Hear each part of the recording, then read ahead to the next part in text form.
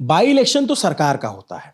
26 साल से बीजेपी 36 साल से ये सीट हारी नहीं है, तो कैसे हार जाएगी? जो बीजेपी के अध्यक्ष हैं नितिन नवीन, उनकी पारिवारिक सीट है, तो ये कैसे हार जाएगी? इतने दिनों से एक गढ़ है और एक माइंडसेट है वोटर्स का, वो कैसे टूट जाएगा? ये तमाम सवाल जो कि आज के टाइम पे भ्रम लगने लग गए हैं, क्योंकि इन सवालों को और इन सारे भ्रमों को प्रशांत किशोर ने तोड़ दिया है। प्रशांत किशोर की जीत की चर्चा पूरे देश में है। बीजेपी यहाँ पे हारी, और अब जब मैं गुड नाइट का समय हो रहा है तो मैं सोचा कि एक बार अपने दर्शकों से बात करता जाऊं या बताता जाऊं कि इस जीत के पीछे की वजह क्या है और इसके मायने क्या है। सबसे जरूरी चीज तो इसके मायने क्या है, व्हाट नेक्स्ट। तो जो सबसे बड़ी चीज समझ में आती है, देखिए बांकीपुर की सीट जो है वो सेफ सीट मानी जाती थी, बीजेपी का सिटाडेल था, ये बात सबको पता चल गया सुबह से।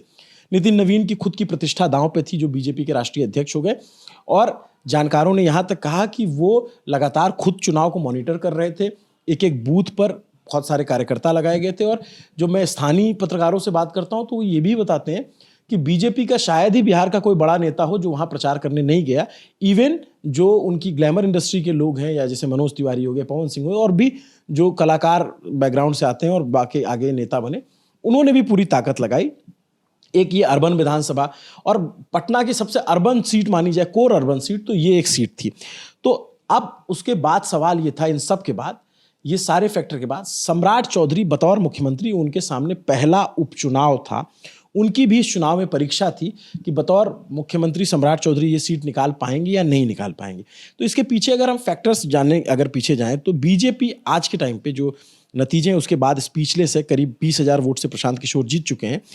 इस सीट पे लगभग 1/3 वोटर था युवा, और युवा वोटर्स ने एक दिखा ट्रेंड कि वो एक तरफा जा करके, और महिला वोटरों ने भी प्रशांत किशोर को वोट दिया, प्रशांत किशोर जीते। लेकिन अगर इसके फैक्टर्स पे आए, इसके कारणों पे आए, तो ये चुनाव ऐसे वक्त में हुआ जिसे प्रशांत किशोर ने बखूबी भुनाया, और जो पिछला नैरेटिव था उस नैरेटिव को तोड़ने में कामयाब रहे।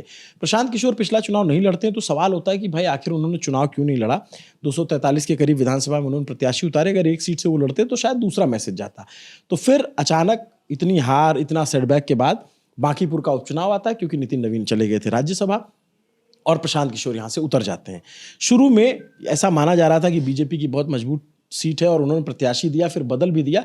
ये था कि भाई प्रशांत किशोर जो है वो यहाँ से प्रशांत किशोर का यहाँ से जीतना मुश्किल होगा। तो ये जो जीत है, ये सत्ता पक्ष बीजेपी और विपक्ष आरजेडी दोनों के लिए स्टेटमेंट है। स्टेटमेंट ये कि सत्ता पक्ष की अकाउंटेबिलिटी लेने के लिए एक लीडर जो हाउस में जा रहा है, प्रशांत किशोर अब सिर्फ प्रशांत किशोर नहीं रहे, वो माननीय विधायक हो गए हैं। इसके अलावा जो तेजस्वी यादव है, सवाल ये हो रहा है कि क्या आरजेडी का यहाँ से संकट शुरू होता है, क्योंकि नेता प्रतिपक्ष के तौर पे तेजस्वी यादव देखे जाते हैं, मुद्दों पे वो बोलते देखे जाते हैं। अब जो कि प्रशांत किशोर खुद डेटा और इन सब पे बातचीत करते हैं, तो वो अगर मुखरता से आवाज रखेंगे तो विपक्ष के एक बड़े चेहरे के तौर पे उभरेंगे, और आने वाले वक्त में पहला खतरा तो उनसे आरजेडी को होगा, ऐसा यहाँ के जानकार मान रहे हैं। बाकी बीजेपी को तो उन्होंने चुनौती दे ही दी। अब इसकी जीत के पीछे की वजहों को अगर हम टटोलें, तो बीते दिनों आपने देखा होगा बिहार में हम आए। बिहार का चुनाव बहुत हद तक कास्ट लाइन पे होता है, यहाँ पे कास्ट लाइन टूटी है, लेकिन एक कास्ट लाइन फिर भी बरकरार थी। भरत तिवारी का जो इनकाउंटर हुआ, और उसके बाद एक उस तबके में जो जनरल कैटेगरी है, उसमें मुख्यमंत्री के प्रति रोष था, वो रोष वोटों में तब्दील होता दिखा। सबसे बड़ी बात कि सीजेपी के प्रोटेस्ट के बाद ये पहला उपचुनाव था, और उपचुनाव में गुजरात बीजेपी का गढ़ है, गुजरात की एक सीट पे थे, बीजेपी जीत गई। लेकिन दतिया मध्य प्रदेश की सीट, जहां से नरोत्तम मिश्रा का टिकट काट दिया गया था, वो सीट भी कांग्रेस जीत गई, और ये सीट भी प्रशांत किशोर जीत गए। तो इसके बाद जब हम यहाँ युवाओं से बात कर रहे थे, तो बहुत सारे युवाओं ने कहा कि एजुकेशन मुद्दा था। तो ये देश की तमाम सरकारों को समझ लेना चाहिए कि सीजेपी के आंदोलन में सिर्फ धर्मेंद्र प्रधान का इस्तीफा नहीं हुआ है, बल्कि एक मुद्दा निकल पड़ा है कि शिक्षा पर वोट होगा या शिक्षा पर बात होगी। और ये बात झारखंड पर भी उतनी ही लागू होती है जितना बिहार में लागू हुई। झारखंड में भी आप देख रहे हैं कि लगातार प्रोटेस्ट चल रहा है। हमारी एक टीम सौरभ त्रिपाठी वहाँ पे है, मैं भी वहाँ जा रहा हूँ और वहाँ से आपको कवरेज देता रहूँगा। लेकिन प्रशांत किशोर की जीत ने ये बहुत बड़ा स्टेटमेंट दिया है।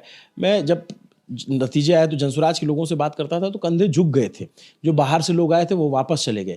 इस जीत ने, इस नतीजे ने उनकी शिराओं में फिर से रक्त का संचार कर दिया है। उनकी धमनियां फिर से धड़कने लग गई हैं और ऐसा लग रहा है कि जो झुके हुए कंधे हैं वो वापस से उठ खड़े हुए हैं।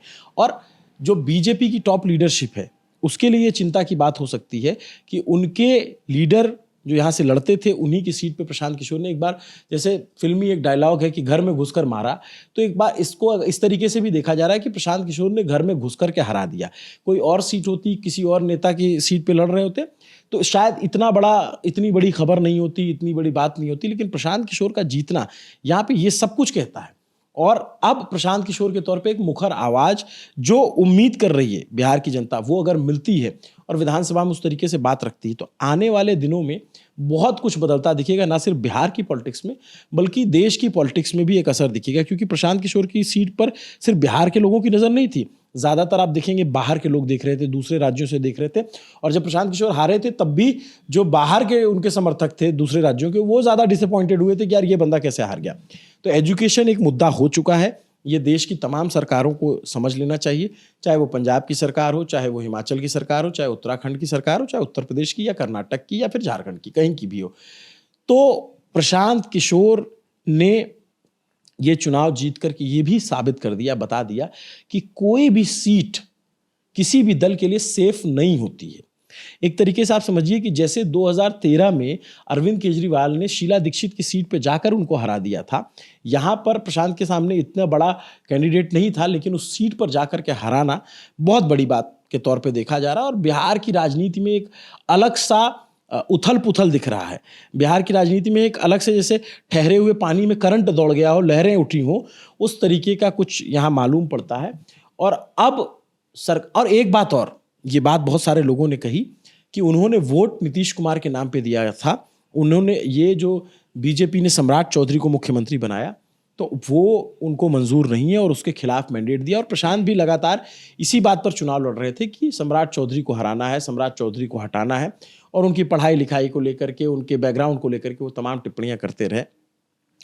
एक बात और मैं बोलूंगा कि एक मैसेज ये बीजेपी के किस नेता ने कहा और कहाँ से ये बात निकली हमें नहीं मालूम।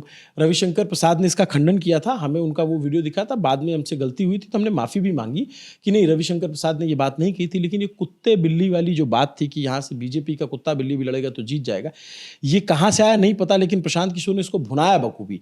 उनकी जो IT सेल है उसने उस क्लिप को काट करके दिखाया बहुत, और वो मैसेज देने में कामयाब हुए कि नहीं, किसी को नहीं जीतने देंगे। तो अब इसके बाद बिहार की राजनीति किस दिशा में बढ़ेगी, देश की राजनीति में क्या असर होगा, क्योंकि उधर प्रशांत किशोर के एक मजबूत दोस्त, मजबूत साथी TVK के थलापति विजय मुख्यमंत्री बन चुके हैं, और वो अलग तरीके की पॉलिटिक्स की एक डिसरप्टर के तौर पे उभरे, क्योंकि DMK और AIADMK सालों से चला आ रहा था, एक डिसरप्टर के तौर पे उभरे। तो प्रशांत किशोर का भी जीतना वहां से कनेक्शन जोड़ के देखा जा रहा है। और आने वाले निकट भविष्य में जो वर्तमान विपक्ष है उसके लिए भी बहुत सारी चुनौतियां खड़ी हो सकती हैं, ऐसा बहुत से लोग अभी मानने लगे हैं थोड़ा थोड़ा, लेकिन इसमें भी लंबा वक्त है, लंबा टाइम है।